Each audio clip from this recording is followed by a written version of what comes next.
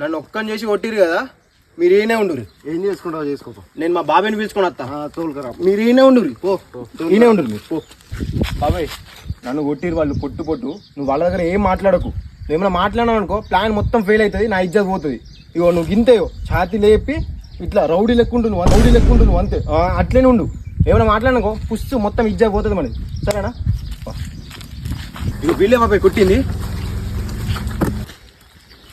ఏమైనా మాటలు ఎత్తలో ఇప్పుడు ఎంత హైట్ ఉన్నాడు చూడు. అరే రౌడీ తెలుసా మా బాబాయ్, ఇప్పుడు కొట్టురా నన్ను. ఏం కాదు మీతోటి.